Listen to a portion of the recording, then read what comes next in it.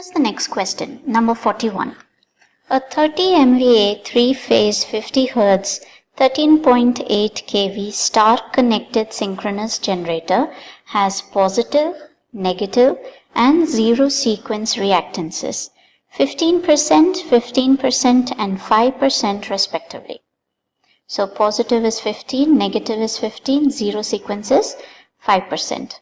A reactance Xn is connected between the neutral of the generator and ground. A double line to ground fault takes place involving phases B and C with a fault impedance of J.1 per unit. The value of Xn in per unit that will limit the positive sequence generator current to 4270 amps is dash 4270 amps. Okay, so this isn't a multiple choice question. We will have to work it out the best way we can. Okay, so the first thing we do is we have been told the synchronous generator is star connected. So I'll just draw a rough diagram here. Now let's assume that the positive sequence XA, and then we have, let's call that X1,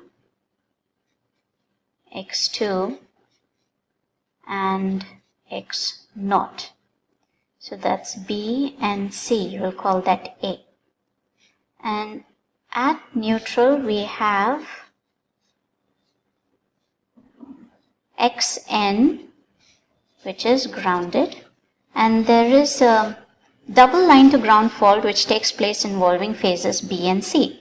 Now this should tell us, let me just underline that, involving phases B and C. Now this should tell us that XB becomes parallel with XC since both of them are grounded.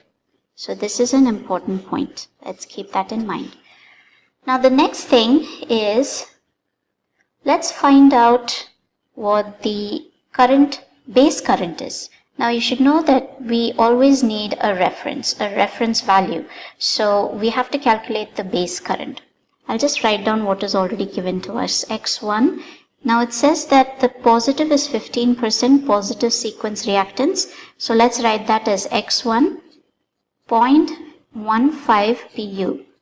Now it's in percentage, so we convert it and write it as 0.15 pu. Similarly, negative sequence X2 is written as 0.15 pu. Zero sequence X0 is written as 0.05 per unit. And next, what else do we have here? Fault current. Now it's been given that a fault impedance is given as J.1 pu. So let's consider that as XF, or fault reactance. Fault reactance is J.1 pu.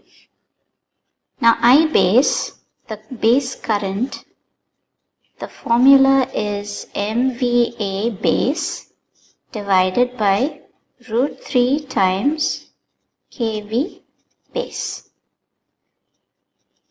So using the values that have been given in the question, we have MVA given to us, that's 30 MVA over here. So that's 30 into 10 power 6. We have to be careful with the units as well. Divided by √3 into kV. So the value over here is 13.8 kV. So we add that, we write that down here, 13.8 into 10 power 3. Now solving this, we'll get our base current as 1255.109 amps. This is base, so we write it in terms of per unit. Okay, so now we have our base current. The next thing we need to find is the current as the positive sequence with respect to the base current. So let's find out the positive sequence current. I'll just take another piece of paper here. Okay. So we need I01. I'm going to consider it as I01, or in fact let me write it as IA1. So that's our positive sequence current with respect to the base in per unit. And the relationship with the base current is I actual divided by I base.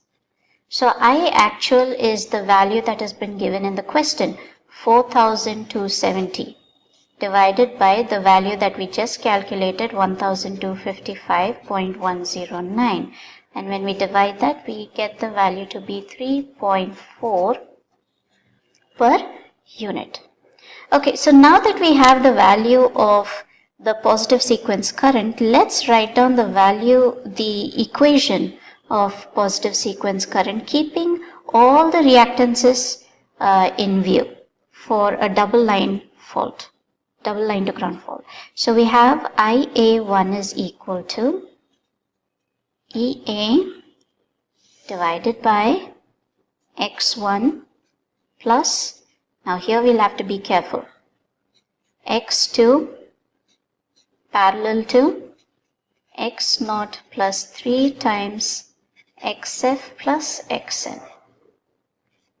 Now this is the general equation that you will have to remember. This is for 3-phase. Now that's another point. Now 3 times the fault reactance plus the reactance that has been added to the neutral. You will know that this is the formula we will need to use for a 3-phase system. Now we have the values of IA1, that's what we had just found. We consider EA to be 1 for per unit value. X1 has been given to us as 0.15. X2 is also given to us as 0.15. X0 as 0.05. XF is given as 0.1. And Xn is what we need to find. So we plug in all the other values and just solve for Xn. So let's see what we get over here. So we have IA1 is equal to 1 divided by X1 is 0.15 plus 0.15 into, now this is parallel, so you'll have to remember your formula when two things are parallel, right? So basically it's R1 parallel to R2 would be written as R1 R2 divided by R1 plus R2. So we use the same formula here.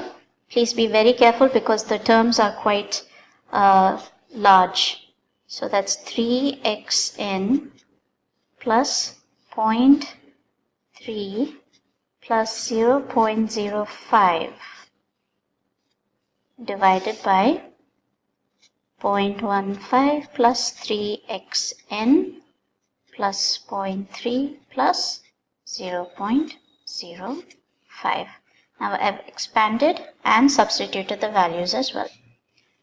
This is 3.4, so let me just put that in here in the next step. So that's 3.4 is equal to 1 divided by 0.15 plus 0.15 times 3xn plus 0.35 divided by 0.15 plus 3xn plus 0.35.